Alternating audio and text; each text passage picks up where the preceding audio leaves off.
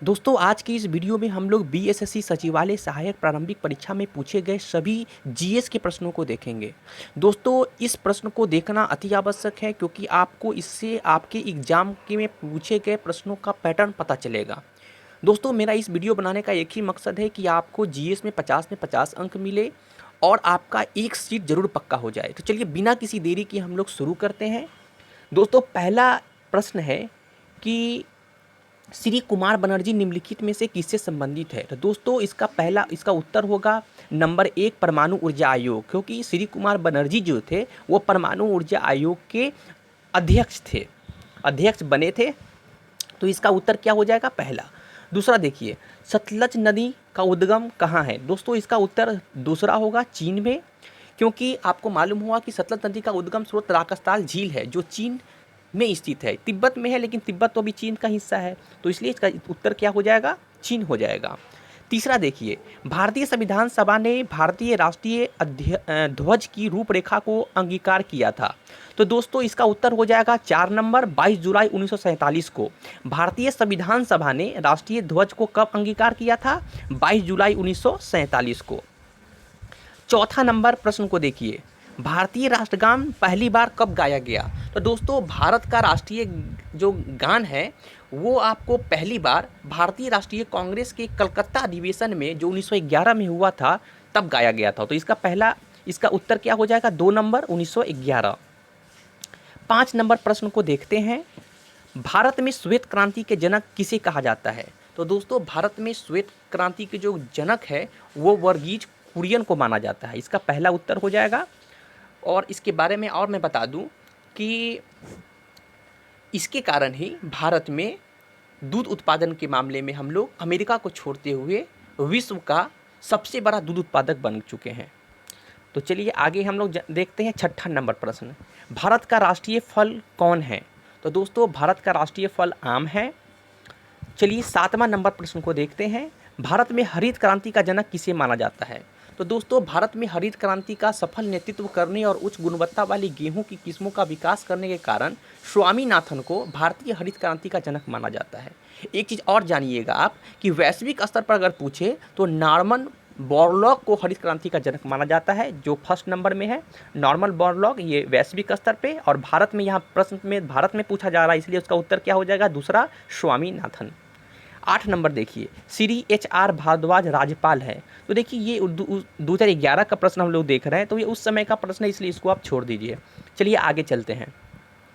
आगे देखिए आप 9 नंबर प्रश्न, राष्ट्रीय स्मार्ट गवर्नमेंट संस्थान कहाँ स्थित है। तो दोस्तों ये मालूम होना चाहिए आपको कि 2002 में भारत सरकार और नॉस्कॉम द्वारा संयुक्त रूप से गठित national institute for smart government एक अलाभकारी कंपनी है। इसका मुख्यालय हैदराबाद में स्थित है। तो इसका उत्तर क्या हो जाएगा दोस्त, हैदराबाद, एक, पहला नंबर।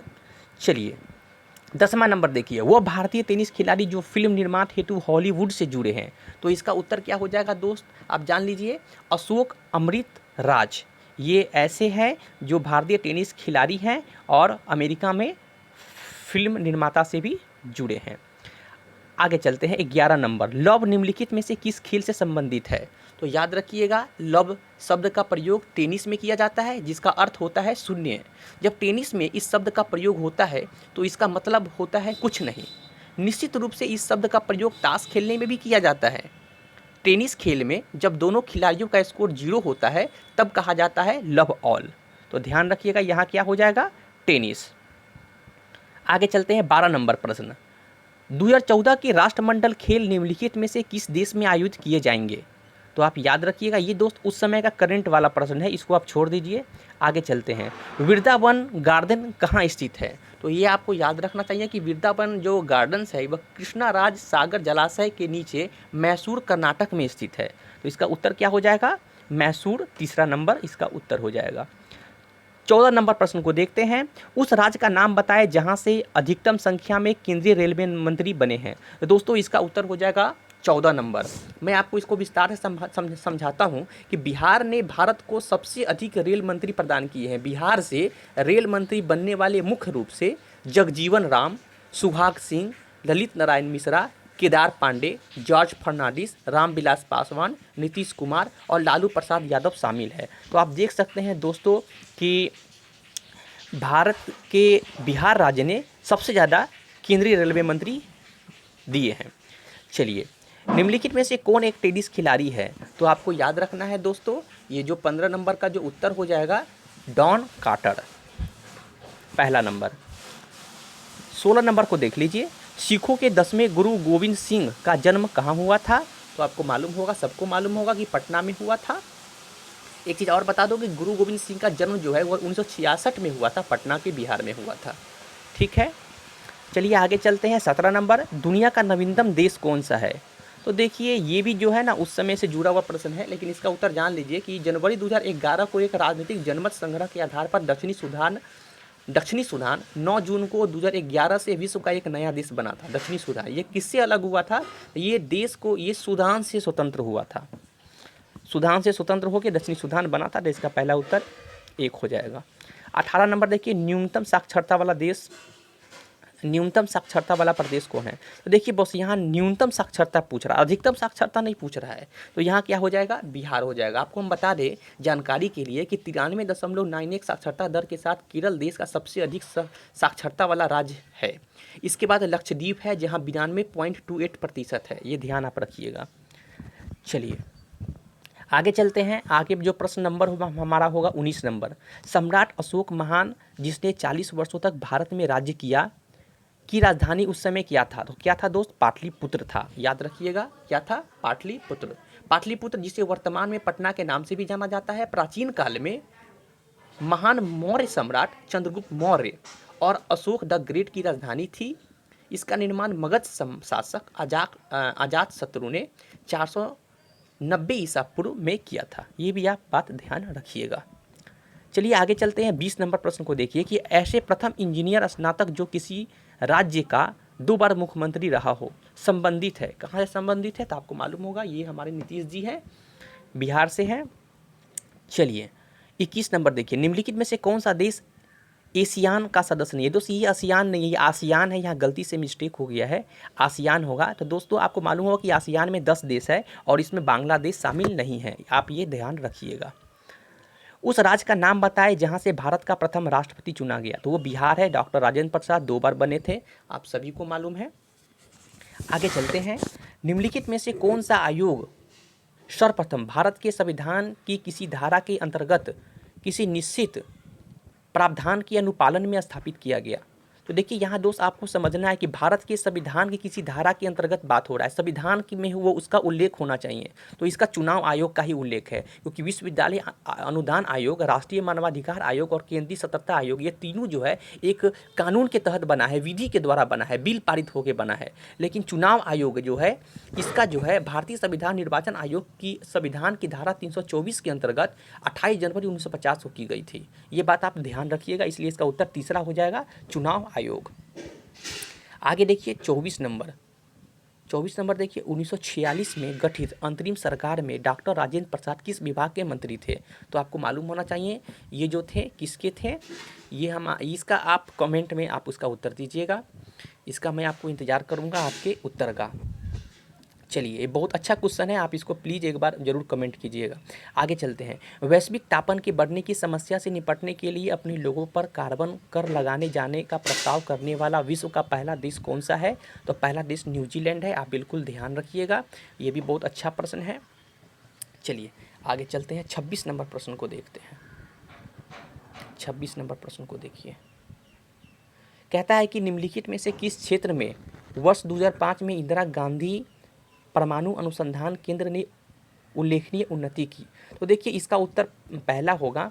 मैं इसके बारे में कुछ विस्तार से बता देता हूँ कि इंदिरा गांधी परमाणु अन्वेषण केंद्र कलपक्कम ने प्रोटोटाइप फास्ट ब्रीडर रिएक्टर का निर्माण किया है। इसका प्रयोग प्लूटोनियम यूरेनियम ऑक्साइड में ईंधन के रूप में और तरल सोडियम को ठंडा करने में किया जाएगा। इसका पहला उत्तर होगा। आगे चलिए 27 नंबर, इच्छा मृत्यु को कानूनी रूप देने वाला पहला देश निम्नलिखित में से कौन सा है? तो इसका उत्तर हो जाएगा नीदरलैंड। आगे चलिए 28 नंबर प्रश्न को देखिए, निम्नलिखित में से कौन एक हिंदुस्तानी शास्त्रीय गायक है? तो इसका उत्तर हो जाएगा आपको गंगूबाई हंगल, इसके बारे में कुछ जान लीजिए। गंगूबाई हंगल हिंदुस्तानी शास्त्रीय संगीत के ख्याल गायक विधा में दक्ष भारतीय गायिका थी जो अपनी जोरदार और गहरी आवाज़ के लिए जानी जाती थी। हंगल किराने घराने से संबंधित थी, ये ध्यान रखिएगा। आगे चलिए 29 नंबर, विश्व आर्थिक फोरम की वार्षिक बैठक का स्थल दावोस कहाँ स्थित है? तो आपको मालूम होना चाहिए दावोस कहाँ है, स्विट्जरलैंड में है। तीसरा इसका सही उत्तर हो जाएगा। आगे चलिए 30 नंबर प्रश्न, ओलंपिक खेलों में किस खेल के लिए वॉल बारकर कप प्रदान किया जाता है? तो आप ध्यान रखिएगा, ये जो कप होता है ये आपको मुक्केबाजी के लिए होता है। किसके लिए होता है? मुक्केबाजी के लिए। आगे चलिए 31 नंबर प्रश्न देखिए, प्राचीन नगर तक्षशिला निम्नलिखित में से किनके बीच स्थित था? तो याद रखिएगा ये आपको सिंधु और झेलम के बीच में था। आपको एक चीज़ बता दें कि तक्षशिला शहर सिंधु और झेलम नदी के बीच में तथा पोटवार पठार की मूरी पहाड़ियों की घाटियों में स्थित है। यह रावलपिंडी शहर के उत्तर पश्चिम में 20 मील की दूरी पर स्थित है। यह आप ध्यान रखें, इसका पहला सही उत्तर होगा सिंधु और झेलम। आगे चलिए देखते हैं 32 नंबर प्रश्न, निम्नलिखित में से कौन सा विद्रोह बंकिम चंद्र चटर्जी के उपन्यास आनंद मठ के द्वारा प्रसिद्ध हुआ है? तो याद रखिएगा सन्यासी विद्रोह। इसके बारे में जान लीजिए कि 18वीं शताब्दी के अंत में सन्यासी विद्रोह की पृष्ठभूमि पर आधारित आनंद मठ का प्रकाशन 1882 में किया गया था। भारत के राष्ट्रीय गीत वंदे मातरम को सर्वप्रथम इसी उपन्यास में प्रकाशित किया गया था, यानी वंदे मातरम भी इसी से संबंधित है, आनंद मठ से ही लिया गया है, ये भी आप बात ध्यान रखिएगा। चलिए आगे चलते हैं 33 नंबर प्रश्न को देखिए, निम्नलिखित में से कौन सा कथन सत्य नहीं है? तो आपको ध्यान रखना पड़ेगा, इसका जो सही उत्तर होगा ये होगा तीसरा नंबर, कावेरी नदी का उद्गम जो है आंध्र प्रदेश में है। ये बिल्कुल बात गलत है, क्योंकि कावेरी नदी का उद्गम जो है वो परंपरागत रूप से कर्नाटक के पश्चिमी घाट से हुआ है। इस बात को आप ध्यान रखिएगा। बाकी सब सही है कि महानदी का उद्गम छत्तीसगढ़ में है, बिल्कुल सही है। गोदावरी नदी का उद्गम महाराष्ट्र में, बिल्कुल सही है। और ताप्ती नदी का उद्गम मध्य प्रदेश में, बिल्कुल सही बात है। चलिए 34 नंबर प्रश्न देखते हैं, 1929 में किसकी अध्यक्षता में आयोजित हुए भारतीय राष्ट्रीय कांग्रेस के लाहौर अधिवेशन में ब्रिटिश शासन ने पूर्ण स्वतंत्रता का प्रस्ताव पारित किया था? दोस्तों ये बहुत फेमस क्वेश्चन है, इसका उत्तर तीसरा होगा जवाहरलाल नेहरू। आपको इसके बारे में थोड़ा बता दें कि लाहौर में हुए 1929 के कांग्रेस अधिवेशन की अध्यक्षता जवाहरलाल नेहरू ने की थी। इस अधिवेशन में पूर्ण स्वराज की मांग की गई थी, इस बात को आप ध्यान रखिएगा।